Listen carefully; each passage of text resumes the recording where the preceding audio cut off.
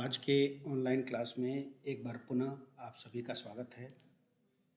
आज हम लोग इस ई लेक्चर में या ई कंटेंट में बीए तृतीय वर्ष ज्योग्राफी ऑफ इंडिया या भारत का भूगोल प्रश्न पत्र का अध्ययन करेंगे। अब भारत के भूगोल के अध्ययन में हम लोग सिंचाई वाले अध्याय का अध्ययन करेंगे। पिछले दिनों हम लोगों ने सिंचाई की विशेषताओं के बारे में कुछ अध्ययन किया था, सिंचाई की आवश्यकताएं के बारे में अध्ययन किया था। आज हम लोग सिंचाई की सुविधाएं के बारे में अध्ययन करेंगे। देखिए, हम लोग जानते हैं, पिछले बार बताया गया था पिछले ई क्लास में कि जब वर्षा का जल विशेष दिनों में कृषि के लिए उपलब्ध नहीं हो पाता, उस समय हम लोग कृत्रिम साधनों से इस जल की आपूर्ति करते हैं। इसे ही सिंचाई कहते हैं। अब ये सिंचाई की सुविधाएं भारतीय संदर्भ में देखना है हमें कि भारत में सिंचाई की सुविधाएं कैसी हैं। इसको हम लोग अगले स्लाइड में देखते हैं कि भारत में सिंचाई की सुविधाएं कैसी हैं। सिंचाई की सुविधाएं देखिए, इसे हम लोग फैसिलिटी ऑफ इरिगेशन, पहला इसमें हम भारतीय संदर्भ मान सकते हैं कि उत्तरी मैदान की अधिकांश नदियां हिमालय से निकलती हैं। तो पहली जो सुविधाएं हैं, पहला कि हिमालय से निकलने वाली नदियां, हिमालय से निकलने वाली नदियां, पहला जो है हिमालय से निकलने वाली नदियां, हिमालय से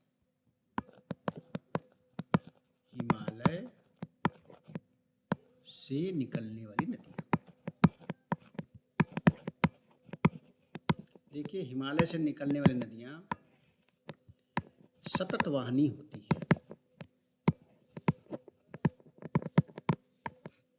ये नदियां सतत वाहिनी होती हैं और सतत वाहिनी होने से इनमें ग्रीष्म काल में भी या ग्रीष्म ऋतु में भी जल की उपलब्धता बनी रहती है और जल की उपलब्धता बनी रहने से नहरें निकालना इन नदियों से आसान होता है। और हम लोग यह भी जानते हैं कि हिमालय से निकलने वाली नदियां उत्तर भारत में ही प्रवाहित होती हैं। कोई भी ऐसी नदी नहीं है हिमालय से निकलने वाली जो कि दक्षिण भारत में प्रवाहित होती है। तो हम यह जानते हैं कि धरातली विशेषताएं उत्तर भारत की और दक्षिण भारत की भिन्न भिन्न हैं।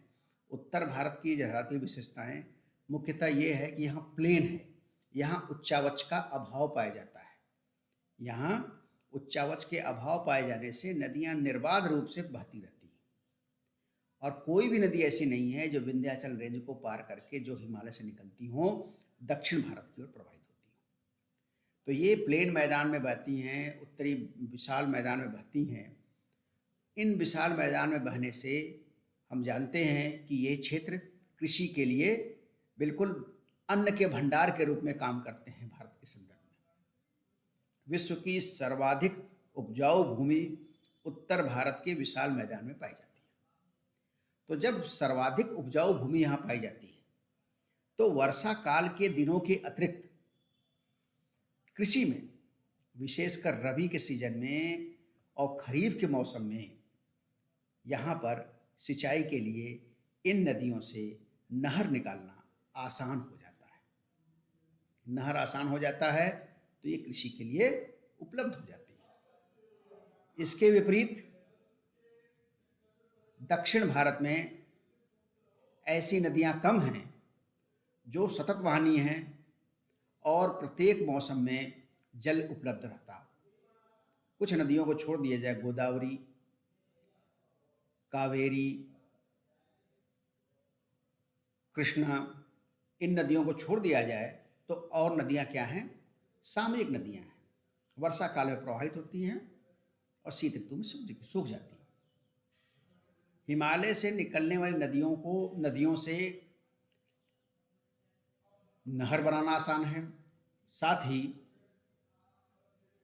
इन नदियों पर बांध बनाकर जलाशय में जल एकत्रण की सुविधा भी उपलब्ध है। तो ये भारतीय संदर्भ में उत्तर भारत में सिंचाई की सुविधा के लिए हिमालय से निकलने वाली नदियाँ बहुत ही महत्वपूर्ण हैं। दूसरा,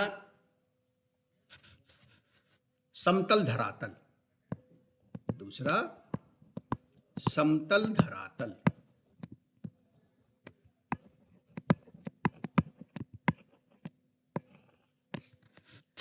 समतल धरातल होने से तथा कांप मिट्टी से बने होने से यहाँ कुएं तथा नहरें खोदना आसान है। यहाँ कुआं खोदना उत्तरी भारत में आसान है, तो काफ़ी अधिक मात्रा में यहाँ पे नलकूप से भी सिंचाई होती है, नहरों से सिंचाई होती है, कुएं से सिंचाई होती है। ये सुविधाएं दक्षिण भारत में नहीं है, क्योंकि दक्षिण भारत की भूमि जो है पथरीली है, कठोर है, तो वहाँ कुआं खोदना, नलकूप खोदना आसान नहीं है, बहुत ही श्रम साध्य है और धन की आवश्यकता भी खूब लगेगी दक्षिण भारत में कुएं खोदने के लिए। तीसरा, भौम जल स्तर। तीसरा जो है भौम जल स्तर या भूजल स्तर। उत्तर भारत में भौम जल स्तर कम गहराई पर ही उपलब्ध है, जिससे नलकूप व कुओं का निर्माण उपयुक्त है। ऊंचाई पर जल स्तर है, अधिक गहराई पर नहीं है।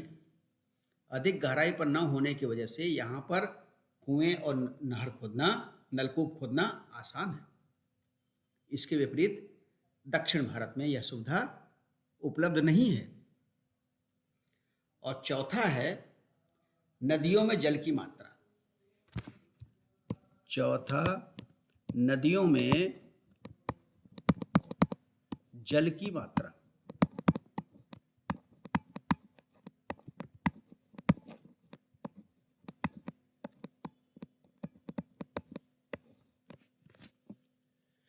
जैसा अभी पहले विशेषता बता रहे थे सुविधाओं में कि हिमालय से निकलने वाली नदियाँ सतत वाहनी हैं। यहाँ पर नदियाँ जो निकलती हैं 12 महीने इनमें जल की उपलब्धता रहती है, तो जल की उपलब्धता रहने से इन नदियों से सिंचाई के लिए नहरों में पानी भेजने की सुविधा पर्याप्त उपलब्ध रहती है। और दक्षिण पश्चिम भारत में भी कृषि के लिए इन नदियों से निकलने वाली नहरों से दक्षिण एवं पश्चिम भारत में भी कृषि विस्तार किया जा सकता है। देखिए, एक योजना आई थी वाजपेयी सरकार के कार्यकाल में। योजना क्या, अभी तो एक विचार उत्पन्न हुआ था कि उत्तर भारत की नदियों को दक्षिण भारत की नदियों से जोड़ दिया जाए, लेकिन यह मूर्त रूप में नहीं हो पाया। अगर ऐसा होता है तो भारत में सिंचाई के लिए जल की उपलब्धता प्रत्येक वर्ष के महीनों में रहेगी। पांचवा, दक्षिण भारत में की पठारी भूमि। दक्षिण भारत की पठारी भूमि।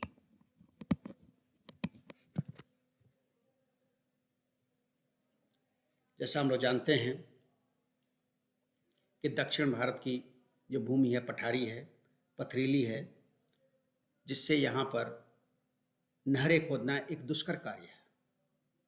अतः दक्षिण भारत में तालाबों व जलाशयों में जल एकत्रित करके सिंचाई की सुविधा प्राप्त है। और छठा,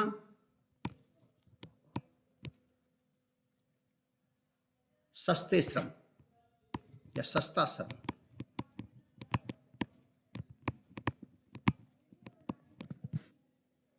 हम जानते हैं कि भारत देश एक घनी आबादी वाला देश है और घनी आबादी होने के कारण यहाँ श्रम सस्ता है। जिससे नहरें, बांध, जलाशय आदि बनाने के लिए श्रम की सुविधा उपलब्ध है। सातवां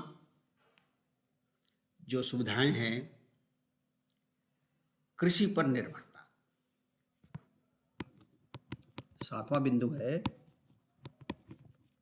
कृषि पर निर्भरता।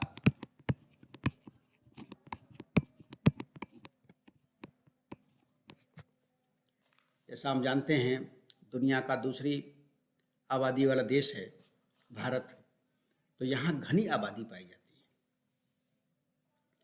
घनी आबादी के लिए पोषण के लिए कृषि पर निर्भरता अधिक पाई जाती है हमारे देश में। भारत की अर्थव्यवस्था कृषि प्रधान अर्थव्यवस्था है तथा भारतीय कृषि में सिंचाई का विशेष महत्व है। तो ये हमने कुछ सुविधाएं देखी, सिंचाई के लिए सुविधाएं।